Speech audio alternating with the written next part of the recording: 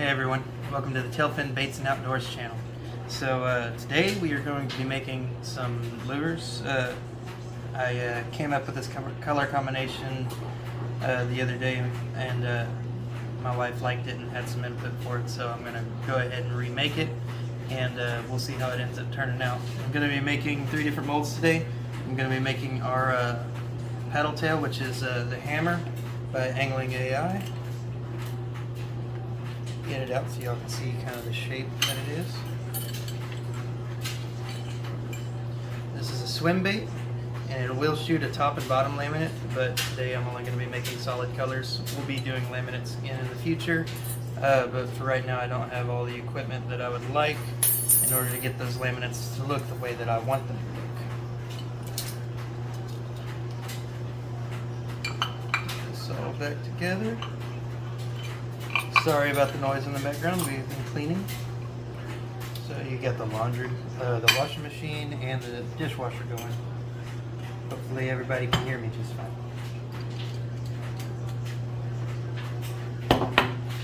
We are also going to be making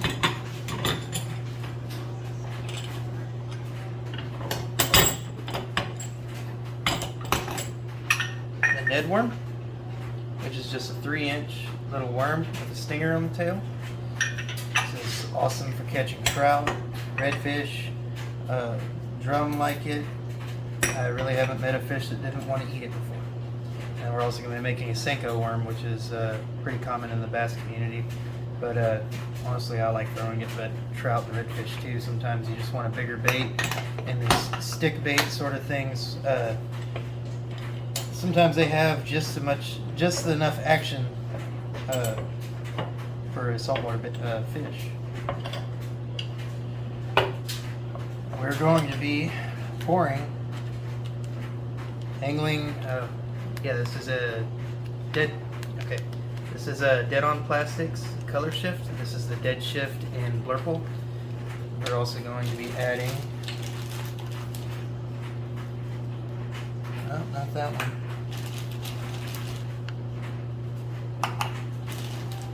I know I have the green in here somewhere. That one's green. Yeah, I know, but I don't know what size it is. This is the .35 large square cut glitter by MF Manufacturing, and the Bait Plastics .62 black glitter. Let me go get my plastic real quick.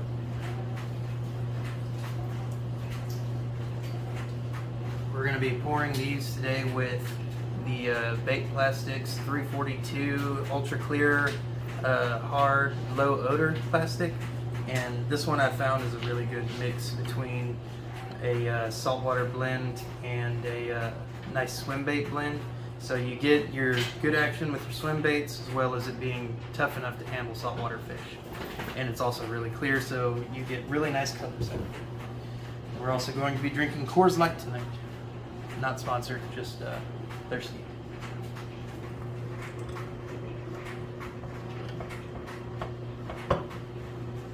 Alright, we're going to be making 2 cups. This is just a normal glass cup that a glass measuring cup I bought at HEB. And we're going to measure out 2 cups of plastic. Give it a good shake first. You always want to shake these because the resin is harder than the plasticizer inside of it. And so your resin will sink out of solution if it sits for too long, but I normally shake it every time I make a new bait or make a new batch of it. So this is as simple as it gets. You just fill this up to your 16-ounce mark and you throw it in the microwave. And I'll catch you back once this plastic is done heating up. Alright, plastic's hot. It's a little bubbly. I'm not too happy about that, but at the time I do not have a vacuum chamber. So we're just going to roll with it for now, and hopefully we don't end up with a bunch of micro bubbles in our plastic. So this is just a half teaspoon. I'm going to use a half teaspoon of the Blurple Pearl Powder. And the reason I use a half teaspoon is I found that a 1/4 teaspoon doesn't quite do it. And the half teaspoon gets me the exact color that I'm looking for with the correct amount of clarity to it.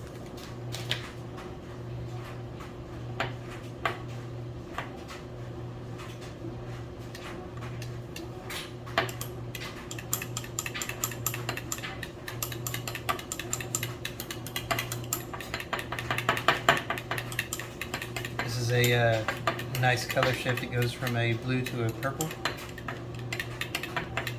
And I found that it mixes really well with green. So we're going to go ahead and get our green.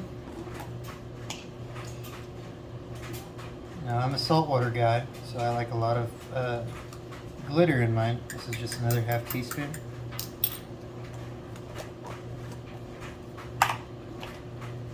And we're also going to do a half teaspoon of the black. This is a 0.62 hexagon cut black from Bait Plastics. Get that all mixed up and let's see what we end up with.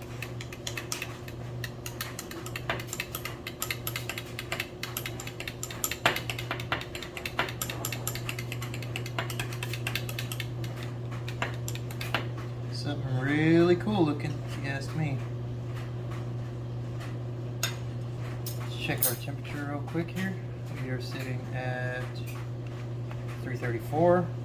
It was about 360 when I pulled it out of the microwave, so it's cooled down a little bit since I've added all the colors and stuff. Get our gloves on. We're going to go ahead and fill our injector.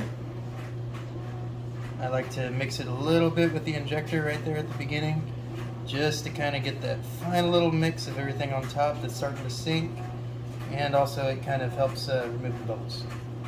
So we'll burp our injector real quick, make sure there's no air in it. And we're going to get to pouring. So I'm pouring the Seiko worm right now. Just going to hold a little bit of pressure on it for about maybe 5-10 seconds. Have to step if you don't need to. Just gonna fill up the sprue all the way. Here's our Ned worm.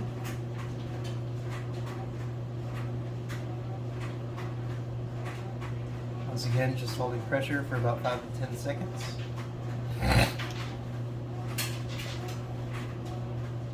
Fill up that sprue a little bit. Now I'm going to pull the top of that plastic off there, just because this next mold is finicky. I always get dents on it. So this is why I poured it last. It likes to be poured cooler. Once again, fill it up and just hold pressure on it. This time I'm going to hold it for about 15 to 20 seconds. As you can see here, that plastic is already getting pulled into that worm and that Ned worm as well.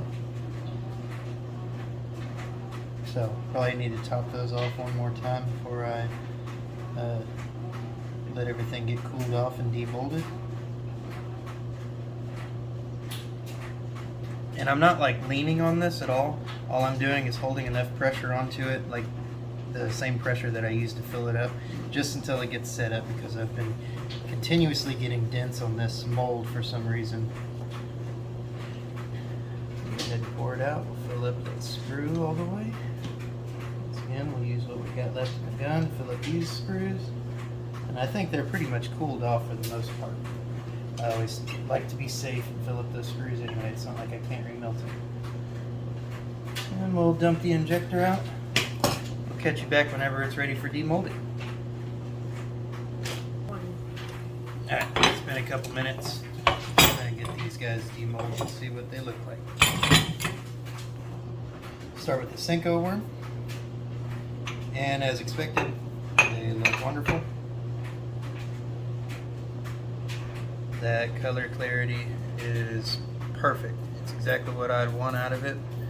Nice and pearly. And I don't know if y'all can get that color shift on there or not. Hopefully it shows up. Yeah, it's just a blue to a purple color shift, or a purple to blue, whichever way you look at it. And that green and black flake in there really helps to bring out that color shift. Next we're going to go for the Ned worm. I'll open this one with y'all just so y'all can see exactly what I mean. This is my absolute favorite to pour. I haven't made a single color in this that looks bad at all. And I mean, it is just a killer. For speckled trout, redfish, black drum. I've eaten it multiple times. I even had a gar chase after it the other day when I was fishing. But there you go. As you can see, there really isn't any micro bubbles in there. Actually, I don't know if you'd be able to see that or not, but really, really pretty color there.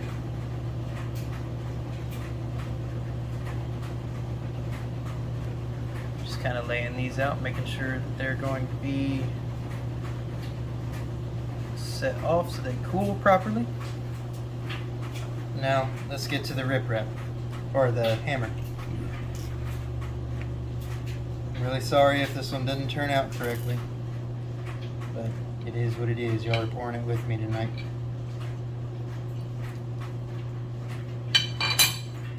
This side looks good.